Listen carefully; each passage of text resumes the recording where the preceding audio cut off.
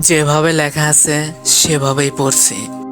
সালটা হলো 2018 সাল। গ্রামের নামটা আমি উল্লেখ করতে চাই না। দিনটি ছিল বৃহস্পতিবার। তখন আমি আমার গ্রামে থাকতাম। আপাতত ঢাকা থাকি, তখন গ্রামে থাকতাম। একটা কারণে আমাদের নানির বাসায় যেতে হয়।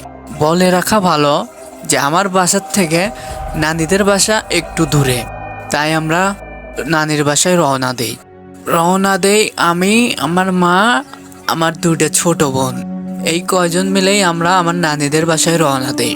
তো যেতে যেতে আমরা নানিদের যে রাস্তাটা, ওই রাস্তায় আমরা নেমে পড়ি। তারপর আমাদের হাঁটতে হয়।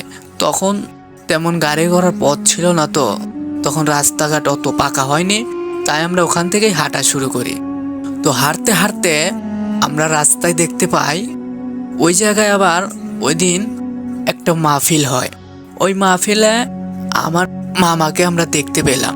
তো আমি মামার কাছে গেলাম। ছোটবেলার থেকে আমি আর আমার মামা খুব বন্ধু সমতুল্য ছিলাম।